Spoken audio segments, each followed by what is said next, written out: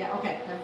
Sorry about that. My name is Rebecca Bowes, and I'm the curator here at the Wolf Conservation Center. And we're here today with our newest ambassador pup.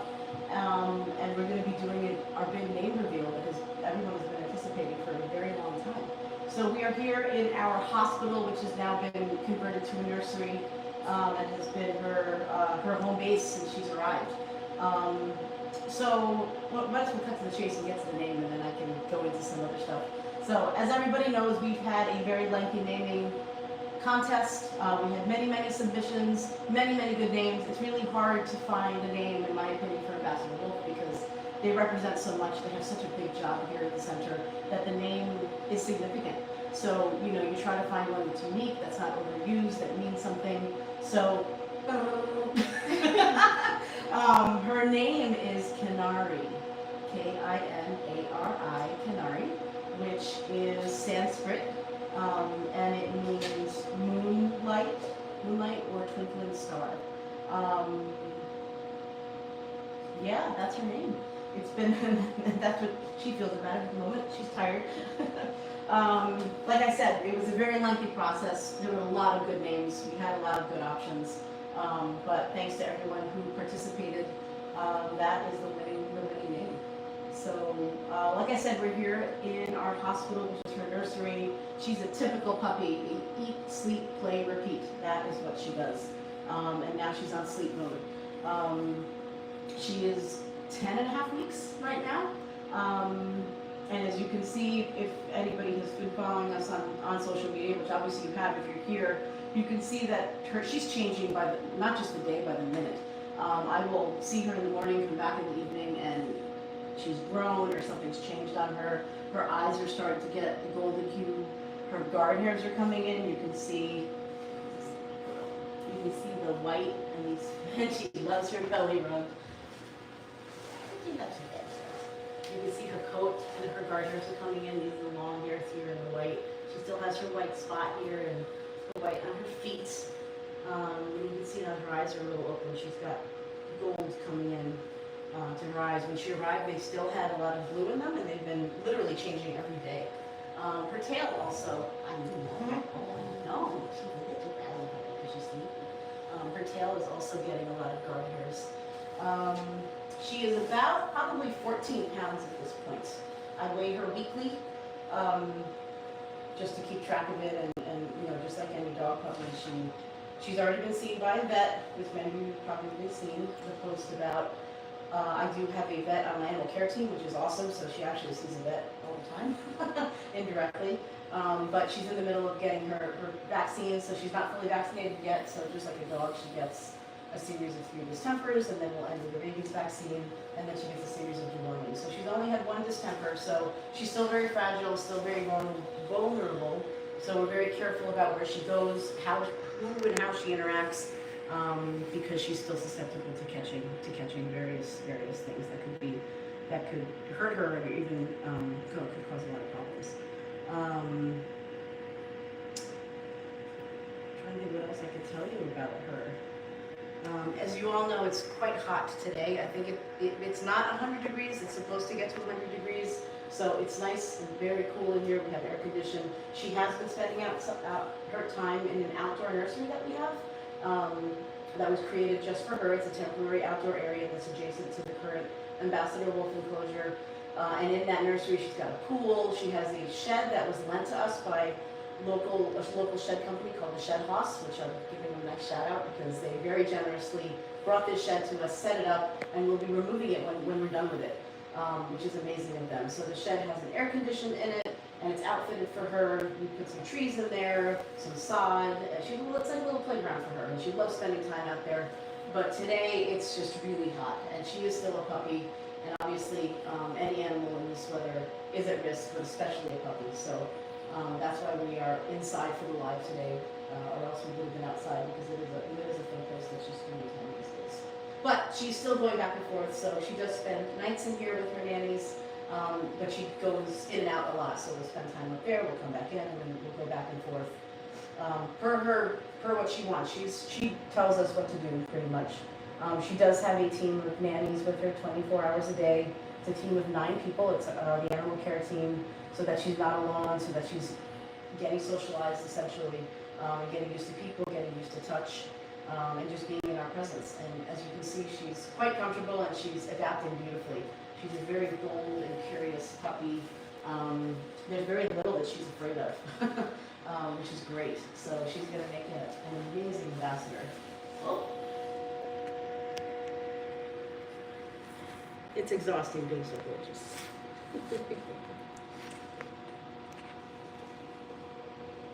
And she does have a nice fluffy bed, but the floor is cooler, so she's choosing to lie on the floor.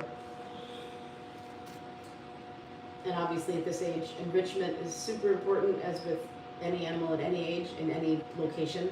So we're always trying to provide her with different toys for enrichment. She's teething, just like a dog puppy would be at this point. And let's see how sleepy she is when she's trying to get to sleep.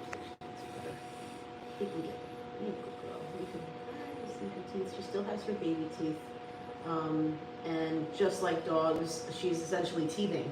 And so she wants to put her mouth on stuff. So at this point, we're past the stuffed animal stage because she can tear them apart and potentially swallow pieces. So we've moved on to the harder toys, the rope toys, the toys that she cannot destroy, but she can fulfill her need to chew and help soothe her teeth. We also do a lot of frozen enrichment with banana or peanut butter. Soon she's going to get her first marrowbone, which is going to be a very exciting day for her. Just again, keep her busy, keep her stimulated, and keep her. Rebecca, can you talk about some of her adaptations for as she grows, how her feet will change, how her body will change as she gets bigger? Absolutely. So she's already getting very tall. I mean, as you can see off the bat, she's got very long legs. Let's see if she'll let me show you her feet. She came with big feet, and she has big feet. You can see that her feet are webbed. You can see that there is, you see her finger pushing through. So wolves have webbed feet, which as adults, it enables them to walk and move much better in the snow. They're kind of like snowshoes for people. So all of her toes are webbed. She has very long tree trunk-like legs. She has, she's like, would you let me sleep? I'm not going to move her tail, but on the back of her tail, she has a spot, which is the gland that all wolves also have. And as her colors are changing, you can see the glands, the fur around the gland changing as well. And that is a scent gland and it's used for communication. Her ears are just like an adult wolf, erect, and of course they'll get bigger as she does as well. She already has, in my opinion, a very mature looking face. I showed you her teeth. And, as she grows, she'll obviously turn into a teenager first, and she's going to have a very lanky, thin, teenager-type body. And as she matures, she will reach maturity at age 2. She will fill out. She's a female, so she will be smaller, likely, than Silas and Nakai. I don't know what she'll end up weighing, but I imagine it'll be in the 80-pound range. We'll see, maybe the high 70s. Rebecca, how would that weight compare to wolves that live elsewhere?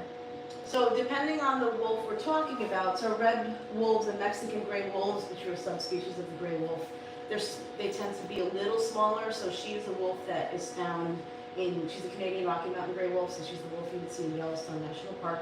So this type of wolf is a bigger wolf. It's the wolves that you see in Canada.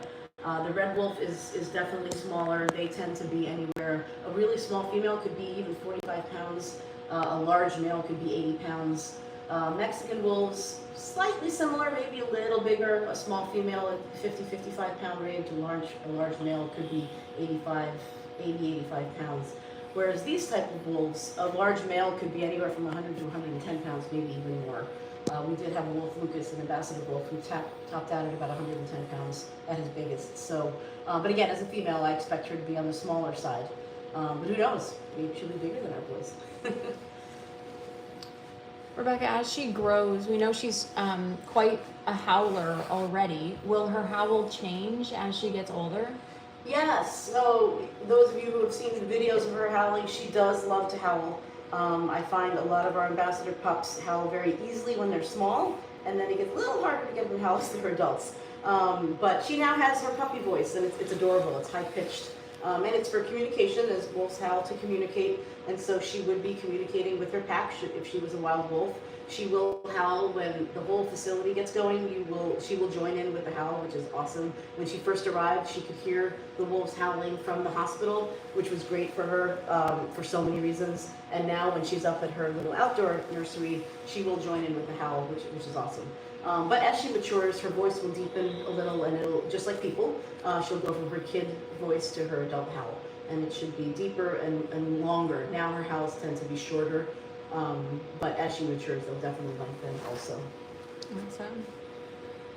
And as she ages and starts eating slightly different foods, how will we ensure that she's still getting all of her nutrients, especially considering that wolves in the wild typically consume whole carcasses? Mm-hmm. What will her diet look like, and how will we ensure that she's meeting all of her nutritional needs? Yeah, good question. So now, and I'm going to do another plug, she eats a raw diet that is designed for dogs. It's called Rawganics. It's a local dog food company that's not far from the center, and they very generously donated all of her food, which was amazing of them. And it is a complete diet. So now she's eating raw meat, but it's a ground meat that has bone and vitamins and organs and all of it. It's a complete diet, so it's all the nutrients that she needs. Once she transfers to not harder food, but whole food, I guess you could say, from this diet, these wolves, compared to our red and Mexican wolves, because they are never going to be released to the wild, they have a very flexible menu. Our red and our safe wolves, our recovery animals, can only eat wild game because all of them have the potential to be released to the wild, so we want them to eat what they would naturally eat. But Aleola, that's one of our other ambassadors of the past. Silas, Nakai, and now Kinari, like I said, have a far more flexible menu because they will be with us for their entire lives. So we get wonderful food donated from different places like Whole Foods, like Mom's Organic Market, Trader Joe's, and so they have a very flexible menu of different things from beef to chicken to lamb to anything you would really find in the supermarket. It's all organic. They do also get deer legs whenever we have extra deer. All the adults currently do get deer legs regularly, as will she. They also get deer bones, which help keep their teeth clean. And they will also get organ meat. So through the varied diet that she'll be receiving, she will be able to get a complete diet. But currently, because she is still a puppy, if she was a wild wolf, she would be just starting to eat at the carcass with the adults and still also eating regurgitated meat from the adults. So basically the adults will eat and chew their food and swallow it, and then when the pups lick at the adults' faces, it causes them to regurgitate. So it's kind of a pre-chewed meal for the puppies. So she's in that stage and sort of exiting that stage at this point. So her diet now physically mimics that because it is a ground meat. Rebecca, we have some folks joining us, and so welcome everyone. We're here at the Wolf Conservation Center in New York with our new ambassador pup, Kinari.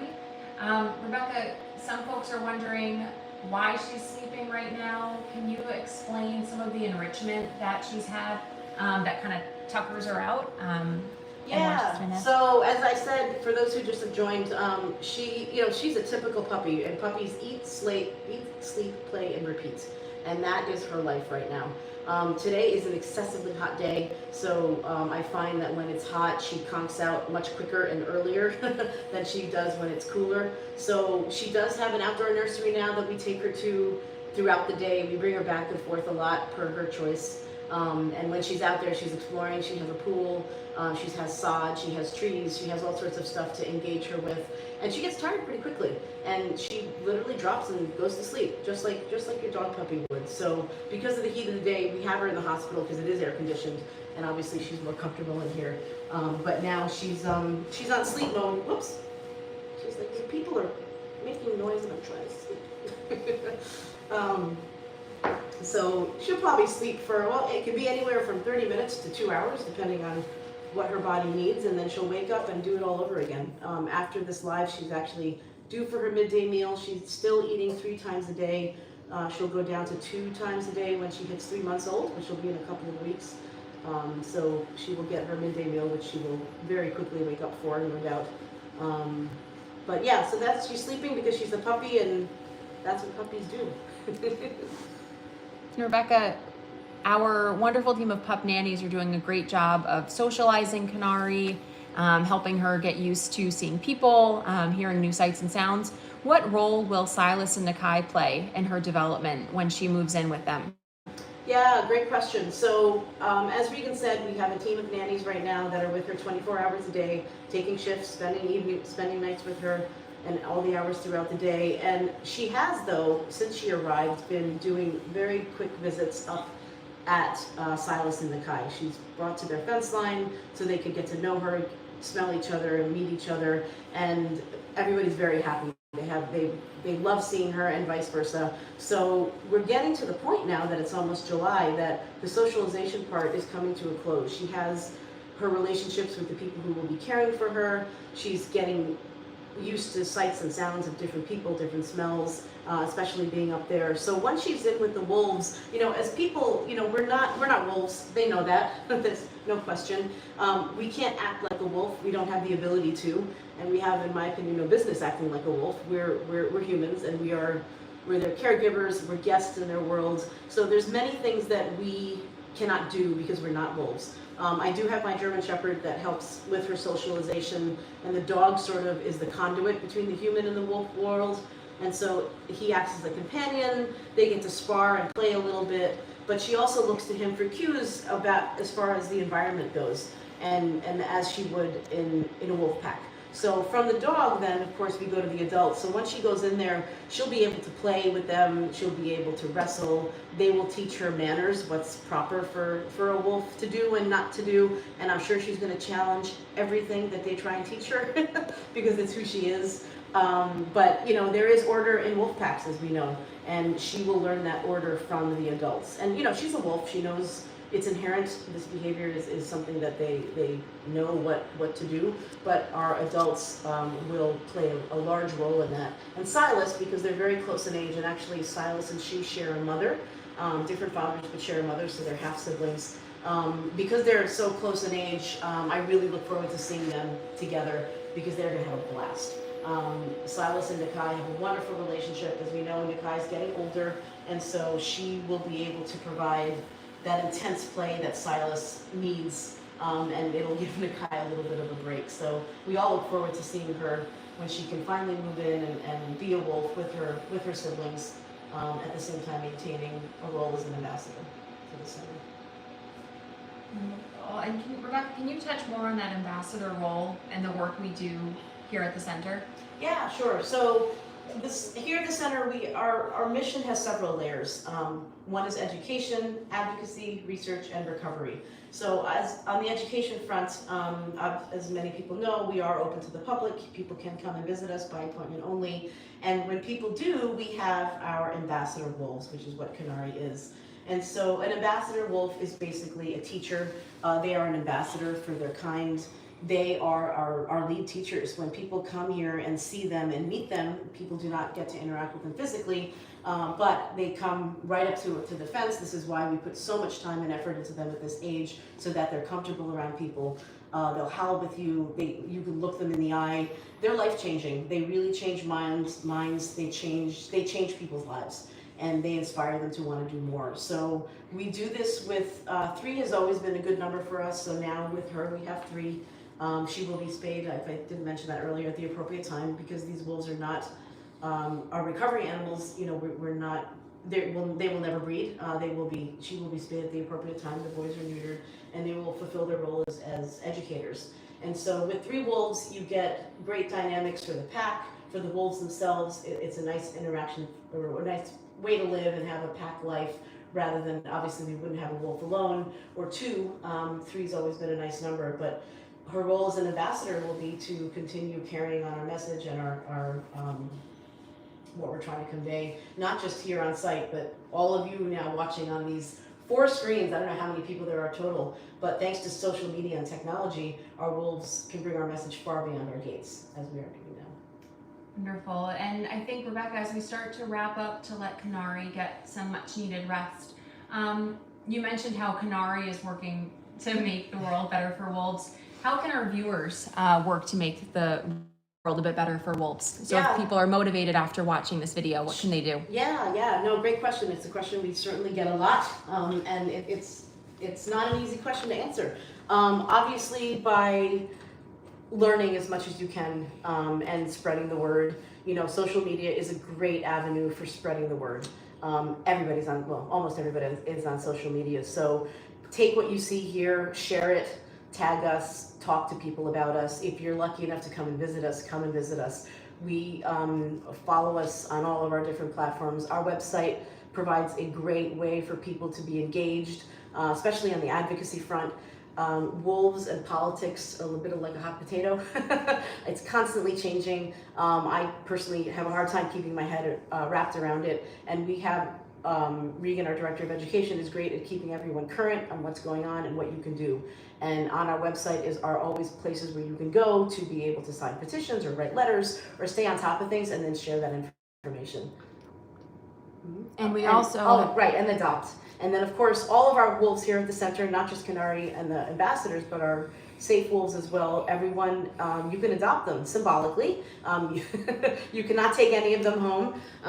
And trust me, I love this little girl, but she is not a pet, even though she looks very endearing and adorable, which she is. But she is far from a dog. But yes, we do have the ability to have people adopt our wolves symbolically, so you could follow them and get information about them, and support the center. So supporting us, obviously, to do the work that we do, we couldn't do this without all of you, without all of your support, whether it's, you know, every dollar makes a difference, every share makes a difference, every tag makes a difference. It's about spreading the good word.